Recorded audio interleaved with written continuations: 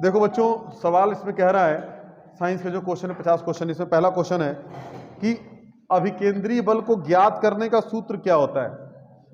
तो बेटा अभिकेंद्रीय बल, बल जो होता है फोर्स होता है F। तो फोर्स जो होता है F इक्वल टू होता है mv square upon R. F equal to mv square upon R. इसमें F क्या है बेटा? F फोर्स है, ये मास है, ये वेलोसिटी है और ये रेडियस है। मास है, वेलोसिटी और रेडियस है। ठीक है, तो इसमें हो जाएगा F equal to mv square upon R. दूसरा क्वेश्चन, जब हम पानी में खड़ी नाव से बाहर उतरते हैं, जब हम पानी में खड़ी नाव से बाहर उतरते हैं तो नाव पर क्या प्रभाव पड़ता है। तो ऑप्शन दिया है कि नाव आगे की ओर बढ़ेगी, नाव पीछे की ओर खिसकेगी, नाव स्थिर रहेगी या दाहिनी तरफ खिसकेगी। तो बच्चा देखो, जब हम नाव से आगे की ओर बढ़ते हैं तो हम अपने शरीर को आगे बढ़ाने के लिए बल लगाते हैं, और जब बल लगाते हैं तो नाव की विपरीत दिशा में बल लगाते हैं, नाव की विपरीत दिशा में बल लगाते हैं। क्रिया प्रतिक्रिया का नियम है। तो जब हमारा शरीर आगे की ओर बढ़ना चाहता है, हम बल लगाते हैं, तो हम अपने पैर से बल पीछे की ओर लगाते हैं, जिससे नाव जो है पीछे की ओर खिसक जाती है। तो सही आंसर क्या होगा इसके अंदर? बी। जब भी हम नाव से उतरेंगे तो नाव पीछे की ओर खिसकेगी। इसका ही सही आंसर क्या है? बी है। अगला सवाल है, आपसे कह रहा है सवाल में कि किसी वस्तु पर लगने वाला उत्प्लावन बल किस घटक पर निर्भर करता है। बेटा उत्प्लावन बल का मतलब होता है कि जैसे मान लीजिए कि ये बाल्टी है और बाल्टी के अंदर ये कोई टब है और यहाँ पर पानी भरा हुआ है। तो आप लोग देखते हैं कि लोहे का टुकड़ा डालेंगे इसमें तो वो डूब के नीचे आ जाएगा, लोहे का टुकड़ा डूब के यहाँ आ जाएगा। लेकिन जब आप बर्फ डालेंगे तो बर्फ यहीं पर बेटा तैरता रहेगा, आधा थोड़ा सा ऊपर रहेगा, आधा नीचे रहेगा, ऐसे तैरता रहेगा। कारण क्या है? ये आपसे पूछ रहा है कि क्या कारण है कि ये बर्फ तैरता रहता है। तो कारण ये है कि उत्प्लावन बल जो होता है, बर्फ जब जमता है ना, तो बर्फ क्या है? पानी का बर्फ क्या है भाई? पानी से जमा हुआ है, यानी कि बर्फ जो बना है वो हाइड्रोजन प्लस ऑक्सीजन से बना हुआ है। तो जब बर्फ जमता है तो जो वाटर के मॉलिक्यूल्स हैं, जब वो जमते हैं तो उनके बीच में गैप रह जाता है, दो कणों के बीच में क्या रहता है? गैप रह जाता है, और उस गैप में पानी भर जाता है। गैप पानी भर, तो जब पानी भरेगा तो पानी बर्फ को उठाए रहता है। यानी कि अगर एक लाइन में आंसर बोलें तो कोई चीज तैरती है तो उसके लिए घनत्व मैटर करता है। क्या करता है बेटा? घनत्व। किसी भी वस्तु का जब घनत्व अधिक होगा, घनत्व का मतलब होता है कि वो बहुत ठोस ठोस पार्टिकल से मिलकर बना हुआ है, बहुत घना पार्टिकल से मिलकर बना हुआ है। तो जब किसी चीज का घनत्व अधिक होता है तो उसके अंदर पानी नहीं घुस पाता, और जब पानी उसके अंदर नहीं घुसेगा तो वो पानी उसको उठाता नहीं है। और जब किसी मॉलिक्यूल में जगह होगी, मॉलिक्यूल्स के बीच में जगह होगी, तो पानी उसके अंदर जाएगा और उस चीज को उठाए रहेगा। तो किसी भी चीज को तैरने के लिए घनत्व एक महत्वपूर्ण फैक्टर है। जिसकी डेंसिटी ज्यादा होगी, जिसका घनत्व ज्यादा होगा वो चीज डूब जाएगी, और जिसका कम होगा वो चीज तैरती रहेगी। तो आंसर क्या होगा इसमें? घनत्व, 4 विकल्पों के अनुसार। अच्छा, कह रहा है कि निम्नलिखित में से कौन सी राशि सदिश राशि है? सदिश राशि है तो बेटा कौन सी राशि सदिश? त्वरण, एक्सीलरेशन जो होता है वो कैसी राशि है? सदिश राशि है, क्योंकि त्वरण के लिए दिशा की जरूरत होती है बेटा। ठीक है, आंसर होगा इसमें त्वरण होगा। अगला क्वेश्चन है, निम्न में सदिश राशि कौन सी है? तो ऑप्शन दिया है विस्थापन, दूसरा ऑप्शन है समय, तीसरा ऑप्शन है लंबाई, और चौथा ऑप्शन है तापमान। तो बच्चों इसमें जो विस्थापन है वो एक सदिश राशि है, क्योंकि विस्थापन किसी न किसी दिशा में होगा, तो विस्थापन को दिशा चाहिए, इसीलिए विस्थापन क्या बेटा? एक सदिश राशि है। ठीक है, नीचे दी गई राशियों में कौन सी राशि सदिश है? तो बेटा यहां भी जरा इसमें पानी दे रहे बेटा, कौन सी राशि सदिश है? तो इसमें जो होगा ना बेटा, देखो ऑप्शन दिया हुआ आपको 4, लंबाई, त्वरण, द्रव्यमान और इनमें से कोई नहीं। तो इसका आंसर क्या होना चाहिए? त्वरण। पानी नहीं दोनों में, उसमें भी नहीं है। अच्छा, तो आपका इसमें आंसर क्या होना चाहिए? त्वरण होना चाहिए। ठीक है, अभी थोड़ी देर ले आना त्वरण। अच्छा, अगला क्वेश्चन कह रहा है कि निम्नलिखित में से कौन सा पदार्थ बिजली का सुचालक नहीं है? बेटा, बिजली का सुचालक क्या होता है? जो बिजली को एक सिरे से दूसरे सिरे तक फ्लो करने में सहायता करे, या जो फ्लो कराए बिजली को, जिसमें इलेक्ट्रॉन्स मूव कर सकें, इलेक्ट्रॉन गतिशील हो। तो सामान्यतः जो धातु होते हैं वो बिजली के सुचालक होते हैं। सामान्यतः जो धातु होते हैं वह बिजली के सुचालक होते हैं। तो ऑप्शन पूछ रहा है कि लकड़ी, प्लैटिनम, स्टील, इनमें से कोई नहीं। तो बेटा सवाल पूछा है कि कौन सा इसमें सुचालक है, सॉरी सुचालक नहीं है। तो सुचालक नहीं है तो लकड़ी विद्युत का सुचालक नहीं है। लकड़ी के माध्यम से करंट फ्लो नहीं करता है, क्योंकि लकड़ी में इलेक्ट्रॉन्स नहीं होते हैं। इसीलिए लकड़ी में आप एक जगह करंट लगाएंगे तो दूसरी जगह पास नहीं होगा। लेकिन अगर वही करंट गीली लकड़ी में लगाओगे, लकड़ी गीली होगी तो वहां फ्लो करेगा, वहां इलेक्ट्रिसिटी क्या करेगा बेटा? फ्लो करेगा। ठीक है, तो इसमें आंसर क्या होगा आपका? सूखी लकड़ी या लकड़ी। क्या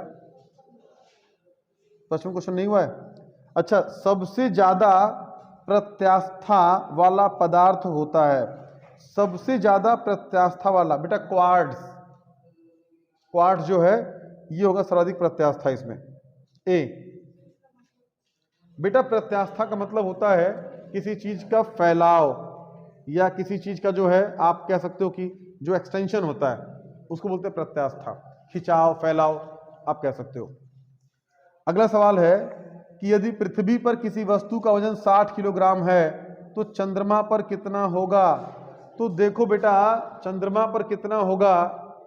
1/6 हो जाता है। 1/6 है, कितना हो जाता है? 1/6। तो 60 को जब आप 6 से भाग देंगे कितना आ जाएगा? 10 किलो, 10 kg। क्यों? ऐसा क्यों है? क्योंकि वहां पर ग्रेविटेशनल फोर्स काम नहीं करता, गुरुत्वाकर्षण पर कार्य नहीं करता। इसीलिए चंद्रमा पर देखो द्रव्यमान समान होगा हर जगह पे। किसी भी चीज का द्रव्यमान क्या होगा? समान होगा। लेकिन जब द्रव्यमान में हम ग्रेविटेशनल फोर्स को जोड़ देते हैं तो वो भार कहलाता है। तो भार चंद्रमा पर और पृथ्वी पर अलग अलग होगा, लेकिन द्रव्यमान दोनों क्या होगा? समान होगा। बात समझ में आई? तो ये कह रहा है कि यदि पृथ्वी पर किसी वस्तु का वजन 60 किलोग्राम है तो चंद्रमा पर कितना होगा बेटा? तो 10 kg होगा, 1/6। ठीक है भाई।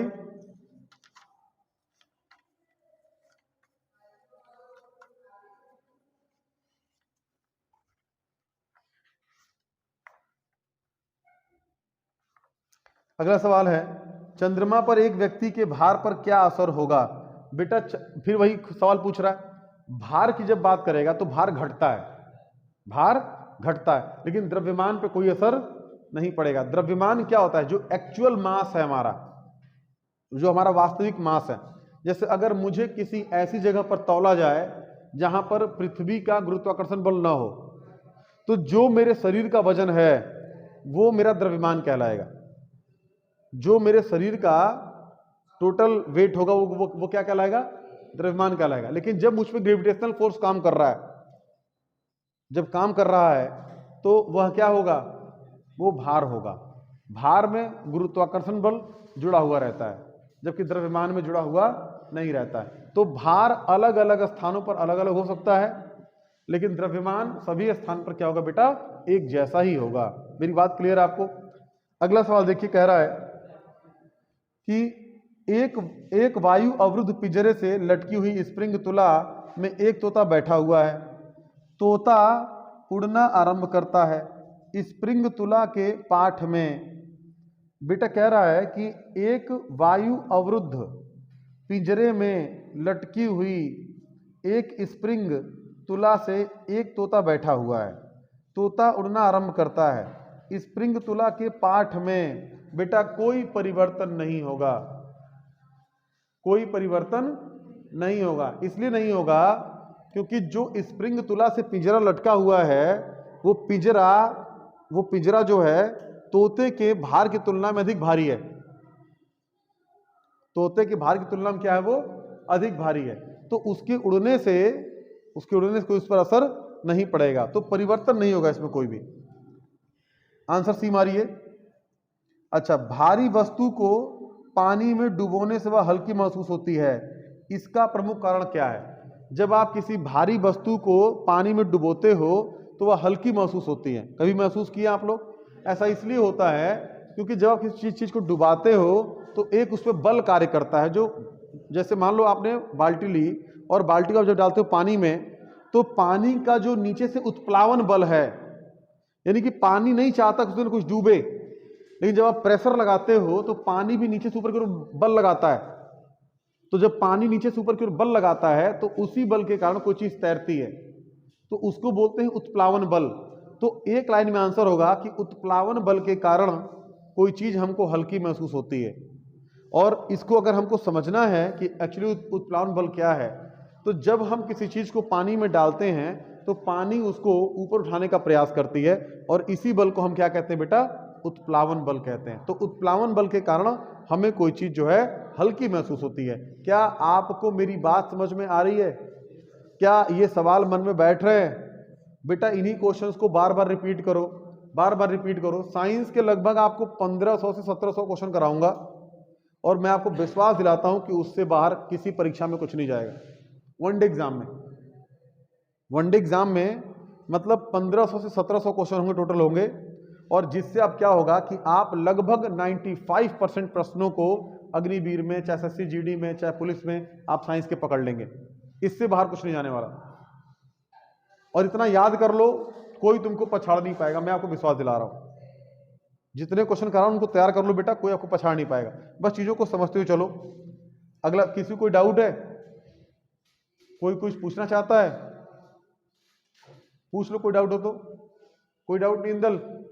और किसी बच्चे को कोई डाउट है क्या? किसी कोई डाउट है क्या बाबू? भोला, कोई डाउट है? कोई सवाल है तुम लोग को बेटा? कोई दिक्कत नहीं। अगला सवाल देखिए, कहां थे हम लोग अभी? 64 नंबर सवाल पे आइए। समुद्र की सतह पर वायुमंडलीय दाब सर्वाधिक होता है। समुद्र सतह से ऊपर उठते जाने पर वायुमंडलीय दाब बेटा कम होता जाएगा। क्या होता जाएगा? कम होता जाएगा। ये वायुमंडलीय दाब क्या है? मेरी बात को समझो, क्या है वायुमंडलीय दाब? हम देखते हैं, समझते हैं। अक्सर आपने बार बार देखा है कि वायुमंडलीय दाब, वायुमंडलीय दाब, वायुमंडलीय दाब पे और भी सवाल पूछे गए हैं। जैसे पूछा गया है कि वायुमंडलीय दाब को किस में नापते हैं, तो भाई उसकी यूनिट क्या है वायुमंडलीय दाब की? पास्कल। कल बताया था आपको। वायुमंडलीय दाब का यूनिट क्या होता है? मात्रक क्या होता है? क्या होता है? क्या होता है? पास्कल। और वायुमंडलीय दाब को हम नापते किससे हैं? बैरोमीटर से। किससे नापते बेटा? बैरोमीटर से। जिस यंत्र से हम वायुमंडलीय दाब को नापते हैं उस यंत्र को हम क्या कहते हैं? बैरोमीटर कहते हैं। क्या कहते हैं बेटा? बैरोमीटर। ये वायुमंडलीय दाब क्या है, इस बात को समझिए, क्योंकि एक प्रश्न से कई सारे प्रश्न बन सकते हैं जो आपके लिए महत्वपूर्ण हो सकते हैं। जैसे वायुमंडलीय दाब का मतलब ये हो गया कि जैसे बेटा मान लो ये पृथ्वी है, जैसे मान लो कि ये पृथ्वी है, तो पृथ्वी के चारों ओर जैसे अगर आप देखेंगे तो मान लो कि हमारे ऊपर रुई का गट्ठर लाद दिया जाए तो हमको भार महसूस होगा। वैसे ही पृथ्वी के चारों ओर गैस का पुंज है, गैस है बहुत सारी, जो पृथ्वी के चारों ओर पृथ्वी घेरे हुए हैं। जैसे यहां से देखोगे तो कुछ इस तरह का गैस का पुंज है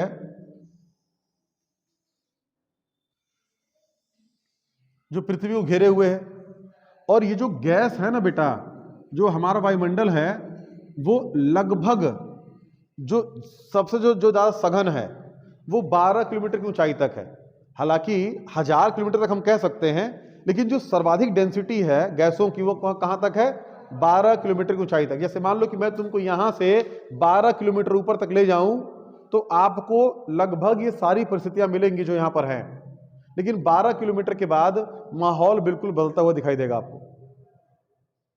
कैसे दिखाई देगा भाई? अगर यहां से ऊपर उठोगे तो बेटा जैसे से हम नीचे आते हैं पृथ्वी की सतह की ओर तो वायुमंडल घना होता जाता है, घना, यानी कि सबसे ज्यादा जो भारी गैसेस होंगी, जो डेंसिटी ज्यादा होगी, वो पृथ्वी की सतह के करीब होंगी, यहां पे होंगी। और जैसे ऊपर उठोगे तो गैसेस की डेंसिटी कम होती जाएगी, गैसों का घनत्व कम होता जाएगा। और ऊंचाई बढ़ने के साथ साथ जब मान लो कि अगर आप यहां पर खड़े हो तो ये 12 किलोमीटर ऊंचा आपके ऊपर हवा है, 12 किलोमीटर ऊंचाई की हवा है, और जब यहां पर आओगे मान लो तो अभी केवल 3 ही किलोमीटर तो बचा, 4 ही किलोमीटर तो बचा, तो 4 किलोमीटर ऊपर हवा है और 12 किलोमीटर ऊपर तक हवा है, तो ज्यादा भार कब महसूस होगा? पृथ्वी की सतह पर होने पर। और जब हम पृथ्वी की सतह से ऊपर उठेंगे, जैसे हम ऊपर उठेंगे तो वायुमंडल की ऊंचाई हमारे लिए क्या होती जाएगी? कम होती जाएगी, और ऐसी स्थिति में हमको वायुमंडलीय दाब कम महसूस होगा। और दूसरी चीज, हमारे शरीर पर इनका प्रेशर पड़ता है वायुमंडलीय दाब का, लेकिन हमारा जो ब्लड सर्कुलेशन है, जो हमारे शरीर का रक्त दाब है, वो रक्त दाब और ऊपर से पड़ने वाले वायुमंडलीय दाब को दोनों को बैलेंस करता हमें कुछ फील नहीं होता। लेकिन जब हम जाते हैं पहाड़ों पर तो हमारा जो ब्लड का प्रेशर वो तो पहले जैसा ही है, लेकिन वायुमंडलीय दाब कम हो गया। तो वायुमंडलीय दाब कम होने के कारण सापेक्षिक रूप से हमको अपना ब्लड प्रेशर ज्यादा महसूस होता है, और वही ब्लड प्रेशर अधिक महसूस होता है तो नाक फट जाती है, ब्लड आता है बाहर। तो वायुमंडलीय दाब कम होने के कारण, तो जब ऊंचाई बढ़ेगी तो बच्चों वायुमंडलीय दाब बढ़ेगा कि घटेगा? अगर हम पृथ्वी की सतह से ऊपर जाएंगे तो वायुमंडलीय दाब घटेगा कि बढ़ेगा? घटेगा। बात समझ में आ रही है? ये इंपॉर्टेंट है। आप यहां से आगे आओ, कौन सवाल नंबर है? 66। अच्छा नहीं, 65 होगा ना। यदि यूरेनियम निर्वात में रख दें तो उस पर क्या प्रभाव पड़ेगा? अगर आप यूरेनियम को निर्वात में रख दें तो उस पर क्या प्रभाव पड़ेगा? कोई प्रभाव नहीं पड़ेगा। बेटा यूरेनियम क्या होता है? यूरेनियम एक नाभिकीय पदार्थ है जो कि परमाणु रिएक्टर में नाभिकीय ऊर्जा को बनाने के लिए ईंधन के रूप में प्रयोग किया जाता है। अगर आप इसको निर्वात में रख देंगे जहां पर कोई गैस ना हो तो उस पर कोई प्रभाव नहीं पड़ेगा, जैसे वो यहाँ है वैसे ही वो निर्वात में रहेगा। निर्वात का मतलब क्या होता है? एक ऐसी अवस्था जहां पर किसी प्रकार की कोई गैस या हवा न हो। आपको मेरी बात समझ में आ रही है कि नहीं आ रही है? आ रही है।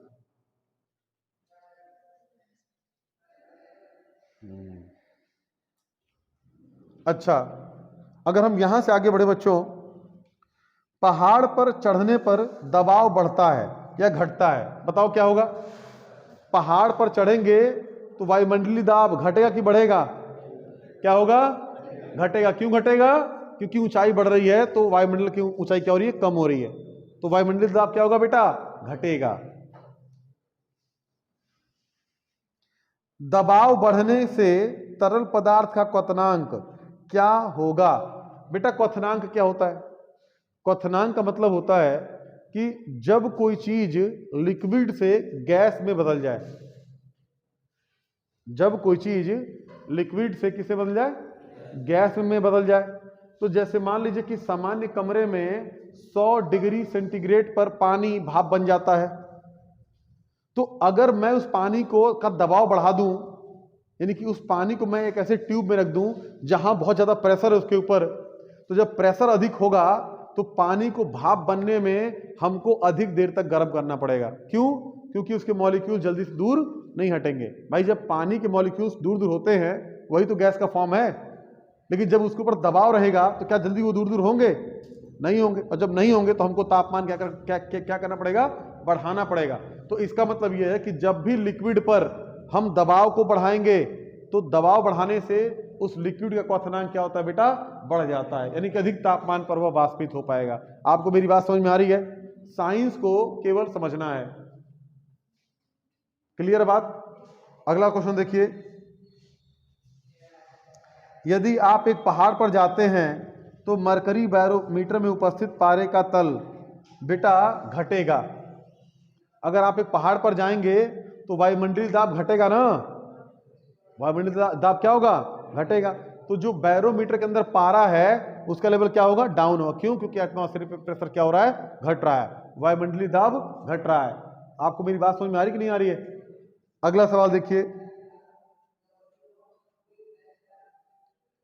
पर्वतों पर सांस लेने में तकलीफ होती है।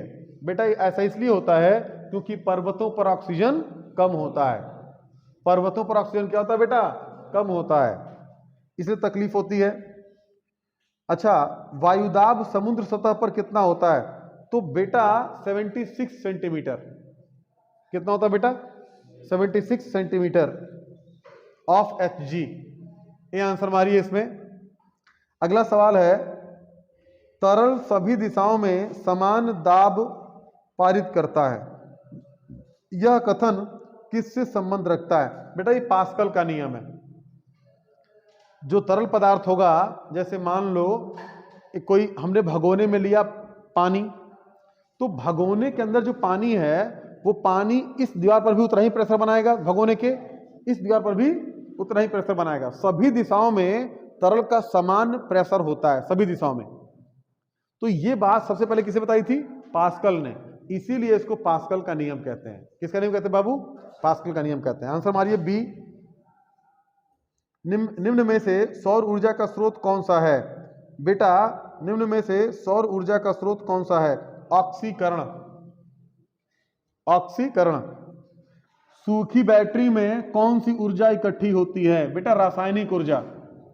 सूखी बैटरी, जैसे अगर आपके घर में जब आप टॉर्च जलाते हैं या घड़ी का सेल होता है या और कोई सेल होता है, तो उसमें कौन सी ऊर्जा होती है बेटा? ये रासायनिक ऊर्जा।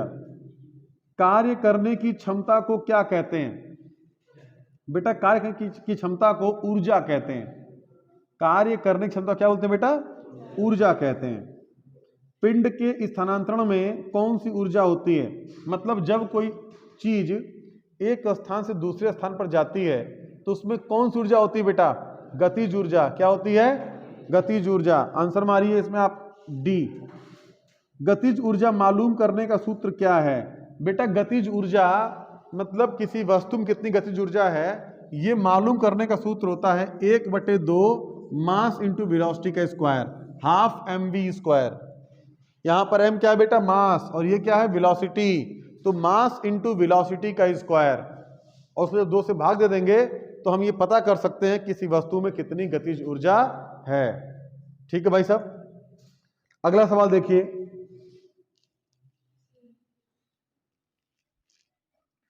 हाइडल पावर स्टेशन में ऊर्जा का स्रोत क्या है? बेटा हाइडल पावर का मतलब क्या होता है? पानी से बनने वाली ऊर्जा, उसको हाइड्रो इलेक्ट्रिसिटी कहते हैं। जब हम पानी को गिरा करके प्रेशर से टरबाइन को घुमाते हैं तो इस प्रकार से बनने वाली ऊर्जा को हम क्या बोलते हैं बेटा? हाइडल एनर्जी बोलते हैं। हाइडल मारिए आंसर। है कोई ऑप्शन? कौन सा बेटा?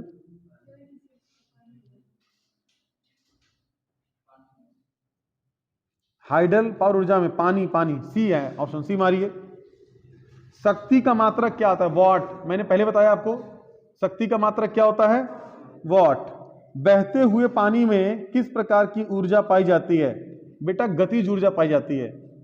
बहते हुए पानी में कौन सी ऊर्जा होती है? गतिज ऊर्जा होती है। जब किसी घड़ी में चाबी भरी जाती है तो उसमें कौन सी ऊर्जा उत्पन्न होती है? बेटा स्थितिज ऊर्जा। कौन सी ऊर्जा होगी उसके अंदर? स्थितिज ऊर्जा, सी। गतिज ऊर्जा मालूम करने का सूत्र क्या है? मैंने अभी बताया आपको, हाफ mv स्क्वायर। रासायनिक ऊर्जा यांत्रिक ऊर्जा में परिवर्तित होती है। रासायनिक ऊर्जा यांत्रिक ऊर्जा में मानव शरीर के द्वारा, जैसे मान लो आपने खाना खाया तो उससे आपको एनर्जी मिली और आपने उस एनर्जी से कोई काम किया, बेंच उठा के यहां से वहां रखा, तो रासायनिक ऊर्जा का आपने किस में बदल दिया? यांत्रिक ऊर्जा में। मानव शरीर बेस्ट एग्जांपल है। यांत्रिक ऊर्जा को विद्युत ऊर्जा में बदलता है। यांत्रिक ऊर्जा को विद्युत ऊर्जा में, बेटा डायनेमो। गाड़ी में क्या लगा होता है? डायनेमो। तो जब पहिया घूमता है तो वह बिजली बनाता रहता है और बिजली बना के बैटरी को चार्ज करता रहता है। तो डायनेमो जो होता है, डायनेमो, वो यांत्रिक ऊर्जा को विद्युत ऊर्जा में बदलता रहता है, डायनेमो। स्थितिज ऊर्जा का सूत्र क्या होता है? तो बेटा mgh, mass into gravity into h, height. हो गया सवाल। अगला क्वेश्चन देखिए, डैश विद्युत का सुचालक है। देखो कांच सुचालक होता है? कांच नहीं। क्या कांच से बिजली पास होती है? नहीं होती है। कागज नहीं होगा, रबर नहीं होगा, तांबे से बिजली का प्रवाह होता है। अगर बिजली का प्रवाह तांबे से नहीं होता तो हम तांबे का तार क्यों बनाते? तो तांबा बिजली का एक अच्छा सुचालक है। तांबे से अच्छा सुचालक सोना होता है, चांदी होता है, लेकिन तांबा इजीली अवेलेबल है, इसीलिए हम तांबे का प्रयोग बिजली के तार बनाने के लिए करते हैं। तो तांबा एक महत्वपूर्ण तत्व है किसके लिए? बिजली विभाग के लिए। विद्युत ऊर्जा का सबसे ज्यादा उपयोग कहाँ होता है? विद्युत ऊर्जा का सबसे ज्यादा उपयोग कहाँ होता है? डैश प्राप्त करने के लिए आता है बेटा, ऊष्मा प्राप्त करने के लिए किया जाता है। बैटरी में कौन सी ऊर्जा का भंडारण किया जाता है? रासायनिक ऊर्जा का। बैटरी में रासायनिक ऊर्जा का भंडारण किया जाता है। एक तार में एक समान विद्युत दौड़ रही है, तो उस तार पर होगा केवल चुंबकीय क्षेत्र, केवल विद्युत क्षेत्र, ए और बी दोनों। बेटा ए और बी दोनों होता है। जब तार के अंदर से बिजली जाती है, जैसे आप मान लो घर में हो, कुछ लोग क्या करते हैं, खूब सारा तार लपेट देते हैं और वहां से तार लगा देंगे, वहां से कुछ चलाना शुरू कर देंगे। तो जो तार लपेट के रखेंगे आप लोग, उससे क्या उत्पन्न हो रहा है? एक चुंबकीय क्षेत्र बन रहा है। इसलिए कभी जहां सोते होते हैं वहां बहुत तार फार नहीं रखना चाहिए, वरना चैन की नींद नहीं आएगी, आप डिस्टर्ब हो जाओगे, मेंटली पागल हो सकते हो। दूसरा देखिए, तड़ित गिरने का अर्थ है? बेटा बिजली गिरने का अर्थ होता है, देखो बिजली गिरना क्या है, जब बादल आपस में टकराते हैं तो उनके घर्षण के कारण असीम ऊर्जा उत्पन्न होती है और उस ऊर्जा को हम कहते हैं क्या? बिजली। अब जब वो बिजली जो है जब भूमि से संपर्क कर लेती है तो उसको क्या बोलते हैं? बिजली गिर गई। करंट का वातावरण से यानी कि हवा से वो वायुमंडल से जमीन का संपर्क बिजली गिरना कहलाता है। तो संपर्क कहां होगा? जब बिजली गिरती है तो कभी भी किसी व्यक्ति को पेड़ के नीचे नहीं छुपना चाहिए, कभी किसी व्यक्ति को पेड़ के नीचे नहीं छुपना चाहिए। अगर आप बिजली गिरती है तो मान लो खुले मैदान में आप हो, तो अगर आप उस खुले में सबसे ऊंची चीज हैं तो बिजली आपको सबसे पहले संपर्क करेगी। पेड़ है तो पेड़ को संपर्क करेगी। इसलिए जब भी बिजली गिरे, कहीं बिजली कड़क रहा हो, आपको डर है कि बिजली गिर सकती है, तो आप वहीं जमीन पर लेट जाइए। आपकी हाइट जितनी कम होगी उस टाइम पे, उतना कम चांस है बिजली के लगने का, बिजली को आपको पकड़ने का। लेकिन लोग गलती क्या करते हैं, जब बिजली कड़कता है तो पेड़ के अंदर छुप जाएंगे, और जब पेड़ के अंदर छुपेंगे तो वहां पर क्या हो जाएगा बेटा, वो माध्यम बन जाता है पेड़ इलेक्ट्रिसिटी का, और इतना ज्यादा उसका क्षेत्र बन जाता है बिजली का कि अगर आप पेड़ के पास भी खड़े हैं आप तुरंत ऑन द स्पॉट खत्म हो जाएंगे। खेल खत्म, बताया, खेल खत्म हो गया। अगला सवाल कौन सा बच्चा? तो इसका आंसर होगा आवेश का भूमि संपर्क। अच्छा, दो बल्ब एक साथ चमक रहे हैं, यदि इनमें से एक अधिक चमकता है और दूसरा कम चमक रहा है तो उस पर प्रतिरोध का क्या प्रभाव पड़ेगा? देखो, अगर दो बल्ब एक साथ चमक रहे हैं और दोनों की क्षमता के हैं, एक कम चमक रहा है एक अधिक चमक रहा है, तो जो कम चमक रहा है उस पर प्रतिरोध अधिक होगा। उस पर क्या होगा बेटा? प्रतिरोध अधिक होगा। अगला सवाल है, इनमें से कौन सा विद्युत का उत्पादक है? तो बेटा देखो, जनरेटर क्या करता है? विद्युत का निर्माण करता है, यांत्रिक ऊर्जा को विद्युत ऊर्जा में बदलता है। कौन? जनरेटर। घरों में विद्युत परिपथ का स्वरूप क्या होता है? बेटा पार्श्वक्रम होता है, पार्श्वक्रम होता है। विद्युत चालन के दौरान दोनों सिरों में संभावित अंतर किस उपकरण द्वारा मापा जाता है? बेटा वोल्ट मीटर के द्वारा, वोल्ट मीटर के द्वारा। वोल्टीय सेल में विद्युत अपघट्य होता है बेटा तन्नु सल्फ्यूरिक अम्ल का, तन्नु सल्फ्यूरिक अम्ल का। विद्युत प्रतिरोध डैश में मापा जाता है? बेटा मैंने आपको पहले बताया ओम में। विद्युत प्रतिरोध का मात्रक क्या होता है? ओम।